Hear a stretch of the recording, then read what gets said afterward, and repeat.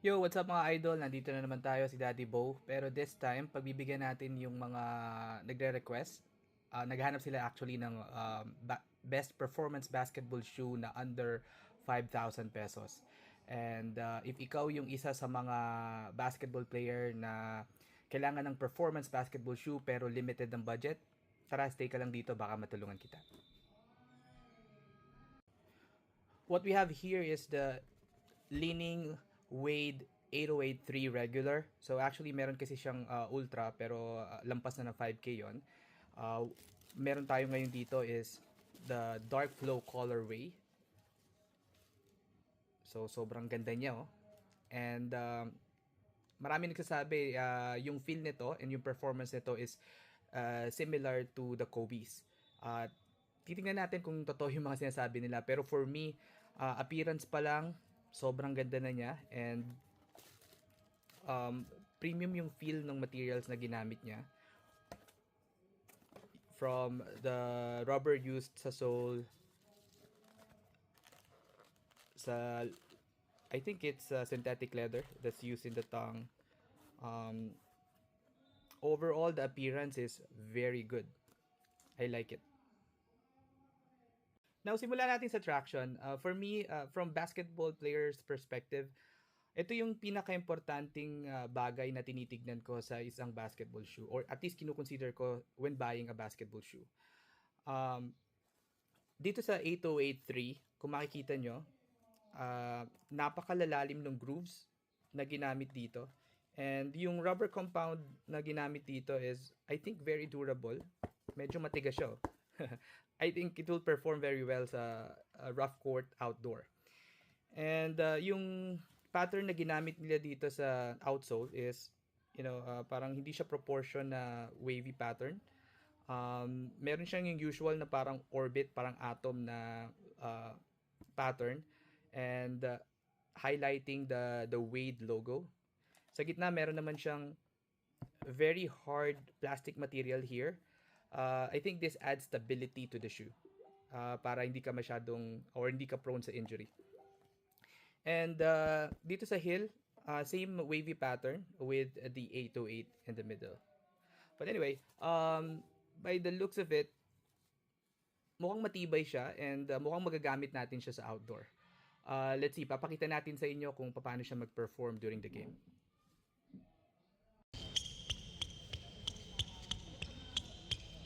Okay. Now, sa lateral containment naman, meron siyang TPU structure here and very visible siya actually. Stable. I think magandang ginamit nilang material dito. Matigas siya pero dito sa may bandang part na to ng sapatos, flexible naman siya. And yung TPU structure niya or yung TPU frame structure niya, abot hanggang dito sa may bandang ankle area. And I think sa lateral containment, panalo to. But we have to try this sa court. Mamaya papakita natin sa inyo kung paano siya mag-perform sa court. Okay? But it looks promising. Lokos. Kabila. Kabilang pa. Okay. So, sa responsiveness naman, katulad na sinabi ko kanina, maraming player nagsasabi na ang sapatos na to feels like Kobe. So, I think nasabi nila yun kasi yung swelas na to, low to the ground, hindi masyadong ma-foam, and yung shape niya from heel to toe is just enough for you to be responsive and explosive sa basketball court. But we will test it out. But I think sobrang gaan ng sapatos na to that mag-enjoy akong gamitin to. So, sa responsiveness niya, yung heel to toe transition niya, Hindi naman siya clunky, actually.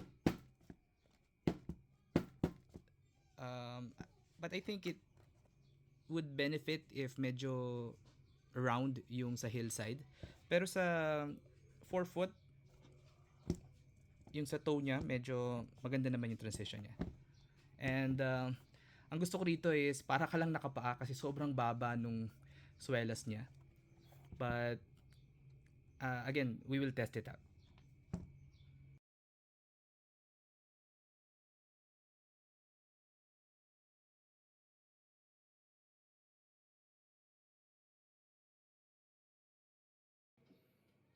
Now punta tayo sa cushioning and ankle support. For me, since medyo may edad na tayo, ito yung pinaka-importante para sa akin, yung paano ba nito mapoprotektahan yung paa ko from further injuries or ano ba yung support na aasahan natin sa sapatos na to. Well, start tayo dito sa full cushioning setup around the ankle area. And kung makikita nyo, yung texture na ginamit dito na fabric is rough pero malambot naman siya. And I think sinadya nila to para kapit dito yung heel mo and hindi gagalaw. Hindi siya ganun kakapal yung foam pero I think enough to protect your ankle and Achilles. Punta tayo dito sa toang area. Sa labas ginamit niya is synthetic leather. Pero ang importanteng part dito sa cushioning is really yung ginamit niya na foam and yung fabric.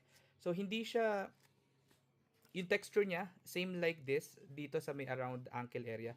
Pero rough din yung texture. I think sinadya talaga nila yan para kakapit siya sa medyas mo and sa paa mo. Pero malambot naman siya. So it actually blends dun sa overall design niya. I think ito talaga yung target ng sapatos na to. So light and hindi masyadong mabigat sa paa. Kasi if dagdagan nila yung foam dito, I think hindi na siya papasok dun sa tinatry nilang style and technology na I think for me, ang bentahin nila dito is yung gaang ng sapatos and responsiveness. Overall cushioning and ankle support, okay naman siya. I think if you are into low-cut shoes, pasok na pasok sa ito. Pero if gusto mo mid-cut or high-cut, and hindi ka comfortable maglaro dito sa mga low-cut na shoe, I don't think this is the right shoe for you. Well, anyway, I haven't tried this yet. So, itatry natin siya sa court and we'll see if okay ba talaga yung cushioning and ankle support niya. Now, punta na tayo sa pinaka-highlight ng sapatos na to, I think. Ito yung impact protection. And unlike sa regular basketball shoes, itong sapatos na to, 8283 Wade, has what they call a drop-in midsole. So, yung drop-in midsole is like an insole and midsole put together. And the good thing about the 8283 is that you will be given a very good drop-in midsole. And ito yung cool part here. Meron kang hard plate here. I think it's a carbon fiber. And you will also get a boom foam technology here. The only problem is that nasa bandang toe area lang siya. And unlike dun sa counterpart niya na 8083 Ultra, which has the full length boom technology, 8283 regular only has boom foam technology dito sa part na to ng drop-in midsole. And if you think about it, for the price of the 8083 regular, you have this technology. It's para sa akin napakasulit na niya. And so the only downside is that if you have a personal insole, hindi mo siya magagamit dito kasi you need to have a drop-in midsole as well na at least compatible sa shoe na to. Yung regular na Game Day and Game Day Pro, I don't think will fit dito sa sapatos na to. Okay? Just take note of that. And sa impact protection niya, we will try it out. Mukhang okay naman. I think yung tigas nung outsole niya, nako-compensate naman nung drop-in midsole. Okay? But papakita natin sa inyo yung gaano ba siya ka-bouncy.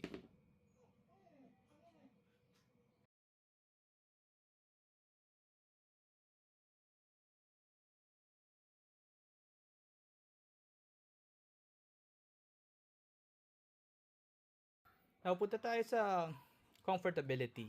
So, as you can see, sa forefoot, meron siyang material dito na ginamit. Mesh type material siya. And breathable naman siya.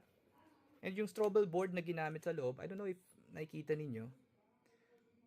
Butas-butas din siya, oh. Makakahinga pa rin naman yung sapatos niyo kahit naka-drop-in midsole siya. And I think what adds to the comfortability is that the fact na low cut lang siya and light materials yung ginamit sa kanya. Hindi siya, yung foam niya hindi makapal, sakto lang. So I think yung air will, can easily travel in and out dito sa sapatos na to. Well, punta na tayo sa pinaka-importanting part ng review na to. Ito yung value for money. And you might be wondering magkano ba tong sapatos na to. Actually, ang SRP nito is $110 if you're gonna buy it sa mga website and mga legit shoe distributor. It's around 6,000 pesos. Pero, sa Philippines kasi wala pang masyadong kiosk or outlet store ang Li-Ning. So you can get this sa mga resellers or mga nag-i-import ng Chinese shoe sa mga marketplace and other reselling website. And makukuha mo to from 3,500 pesos to 4,000 pesos. Sobrang baba to compare sa SRP niya sa Li-Ning Way of Wade website. And maybe you will wonder, baka makakuha ko ng peke or pirated na hindi authentic. And you don't have to worry kasi so far in my experience sa shoe business, wala naman pang namimeke ng Chinese shoe or kung meron man, napakabihira. And the good thing about the Wade 8083 or the Li-Ning basketball shoes is that they have a QR code which you can use to verify the shoe authenticity. Okay? So the way it works is that you just have to scan the QR code and then it will direct you to the Li-Ning's website to check for authenticity. And then, paano mo malalaman kung authentic yung sapatos mo? So, sa website, makikita mo na tama yung nababasa niya na model ng sapatos, yung colorway ng sapatos. And at the same time, it will also show you, I don't know if you can see here. Okay, I don't know if you can see the number here, which is color coded. Okay, if you see the same number and colors per number dun sa Li-Ning website, you can be sure na authentic yung sapatos mo. And it's something na I really admire dito sa Li-Ning. So, I wish Nike and Adidas also has the same feature. Kasi sa Nike and Adidas in other brand ng shoe, napakahirap hanapin or ma-identify kung authentic yung shoe mo. Now, para kanino ba tong sapatos na to? So, if you are a combo guard and a basketball player who prioritizes responsiveness, lateral containment, and if you're looking for a very light shoe na under 5,000 pesos, this is the perfect shoe for you. And very rare pa lang or ilan-ilan pa lang ang mga sapatos na I think makakapag-compete sa performance nito and technology na ginamit dito. I think if meron man yung Precision 7, which I will also cover sa separate video. And also, if you're wondering ano yung difference nito sa 8283 Ultra, I will have a separate video reviewing yung 828 Ultra ng Li-Ning as well. So, that's all for now. And if nagustuhan mo yung video na to, please subscribe, like and comment down below. Once we reach the 500 subscriber, magkakaroon tayo ng giveaway. And hope nakatulong sa inyo to. Peace out.